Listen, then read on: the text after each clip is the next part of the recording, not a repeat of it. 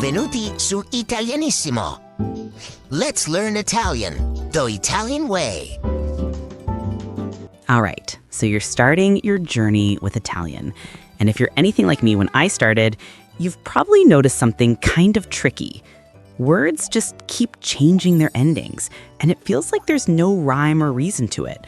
But what if I told you there are just two simple keys to unlock this whole mystery? Stick with me, and I'll show you how to start thinking like an Italian speaker right from day one. So let's just get right to the heart of it. The question every beginner asks: why on earth do Italian words keep changing so much? You learn a word one way, and then you see it in a sentence, and it looks totally different. It is, without a doubt, the number one thing that trips people up. And it can just feel so chaotic, right? Well, here's the crazy part. The solution isn't some complicated grammar rule you have to memorize for hours. It's actually super simple, and it's been hiding in plain sight this whole time. There's a beautiful logic to it, and trust me, once you see it, you will never be able to unsee it. Okay, let's dive in. The entire secret, the whole shebang, comes down to building one simple little habit. I like to call it the zooming habit. And I promise you, it's going to completely change the way you see and hear Italian. So what is it? It's this. From now on, whenever you look at an Italian word, I want you to train your brain to ignore the beginning for a second and zoom straight in on the very last letter. Why? Because in Italian, that's where all the magic happens. That's where the most important information is hiding. Think of the ending of the word as your own personal treasure map. And right away, this little zooming habit helps us crack our first major code. We'll call it the noun code. This is all about finally understanding why things have a gender in Italian, and more importantly, how you can figure it out in like a split second. Okay, so check this out. In English, we keep things simple. A good book, a good pizza. The word good never changes. It's easy. But now look over at the Italian side. The word for good changes its ending. It's not the same. Why? Well, it's because it's trying to match the noun it's describing. This is the puzzle we're about to solve for good. And here's the answer key. The noun code is so much more predictable than you think. Just look at that top row. As a general rule, if a word ends in an O, like the word for book, it's masculine. And to make it plural, you just swap that O for an I. Easy. Now look at the second row. If a noun ends in a, like the word for house, it's feminine, and it's plural that ends in a. You see, the ending tells you everything you need to know. Its gender, and if it's singular or plural.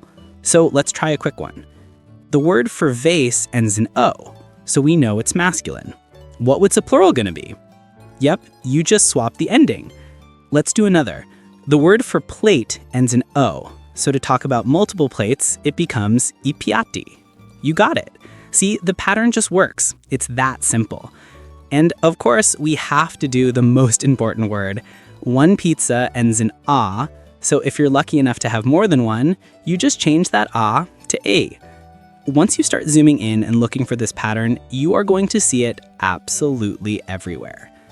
All right. You're pretty much a pro with nouns now. So let's use that exact same zooming habit to unlock the second key to Italian, the verb code.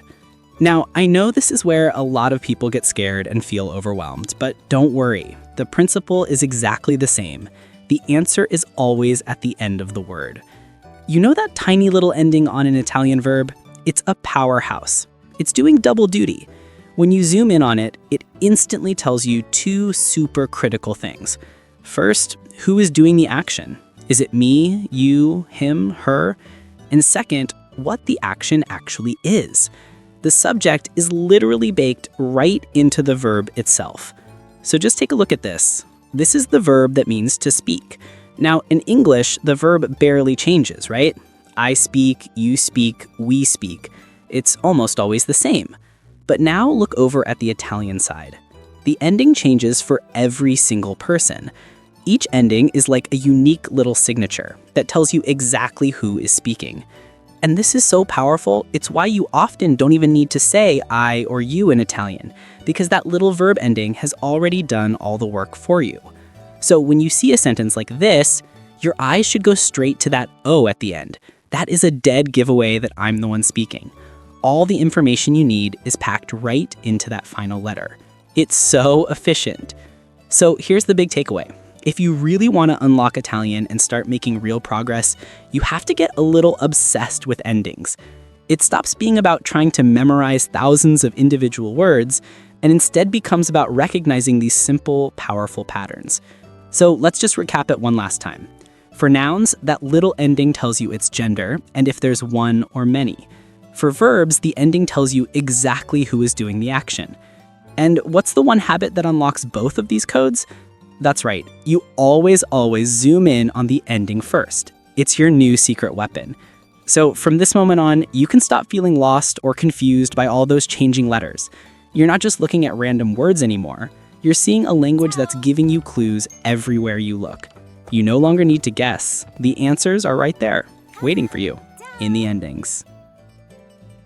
Grazie for watching. Hit subscribe and keep learning Italian the smart way totally, right here on Italianissimo. A presto, ciao!